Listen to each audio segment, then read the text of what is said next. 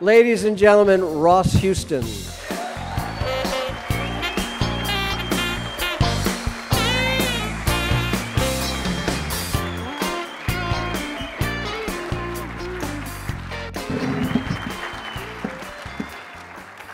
There's Jeannie. There she is.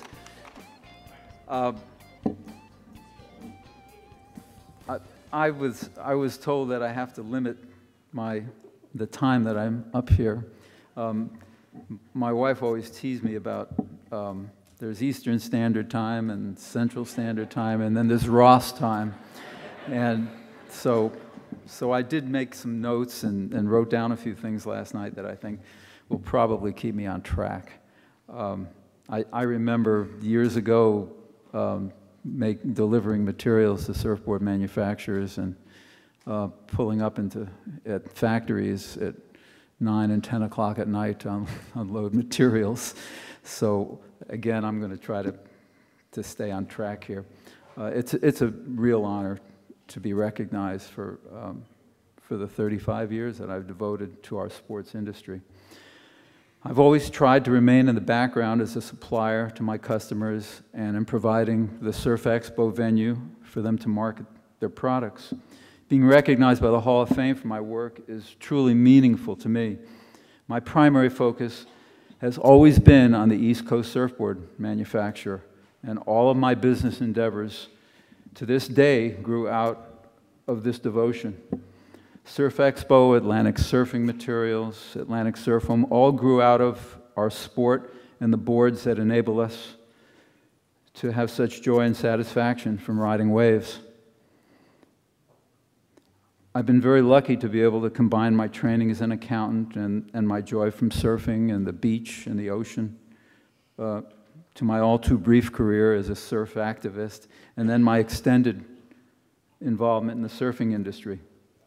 You never know where the paths in your life are going to take you, and as Hunter pointed out, I wasn't involved in the industry at all, and I was working on trying to get Miami Beach opened up for more legal surfing, and I met Bill Whitman at that time, and he invited me. He befriended me, and he invited me to take a trip with his family to the Far East. And I had been working for an accounting firm for 1 year. I was right out of college, and we were in a recession then, and I told my employers that if they didn't mind, I'd like to take a little vacation. I didn't tell them, I didn't know how long it would be, but it was 6 weeks, and when I got back, my job was not waiting for me when I returned.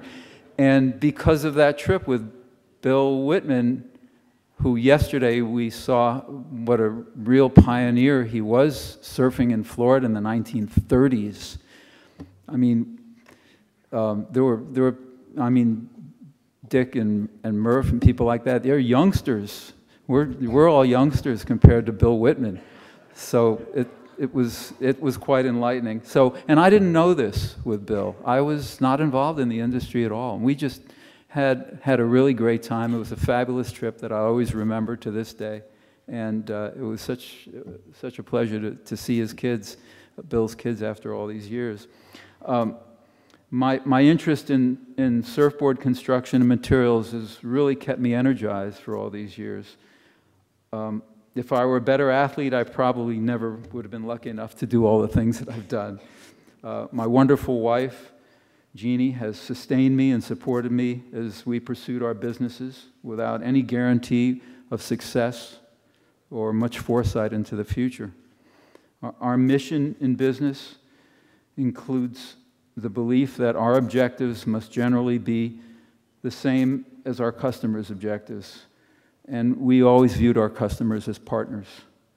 We worked hard, really hard, and smart, and we always believed that the rest would take care of itself. Surfing, surf activism, Surf Expo, surfing materials, surf foam, it's been a pretty good ride. And I thank all of you who have trusted us and supported us over the years. My staff, people who work with me, Steve and Gail and Donna and Skip, and of course Jeannie. They've enabled us to pursue our mission, and I'm very grateful to them. My congratulations to the other honorees and all the members of the Hall of Fame, and I'm really very proud to be among them. One other thing I'd like to say, Bud Gardner, when I was in high school, I didn't surf in high school, and at Miami Beach High School, we had, at that time, a very outstanding basketball team. And I remembered walking in the halls and seeing this fellow who was about 6'5", and wondering, gee, why isn't he on the basketball team? He's 6'5", he should be there. And I never met him. I just saw him in the halls. I didn't know who he was. And 10 years later, at that time, we had a small warehouse in a not-so-nice neighborhood in Miami, and a fellow walked into the office to buy some materials from us to build boards. And we got to talking, and we found that we had known each other in a way in a prior life. It was Bud Gardner, and Bud Gardner's here tonight. So it's very strange world. Again, thank you all very much for this honor. I'll be forever proud of it.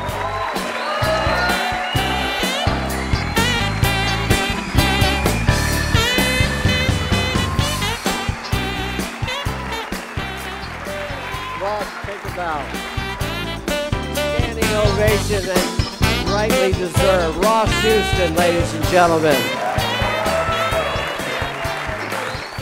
A very, very humble fellow.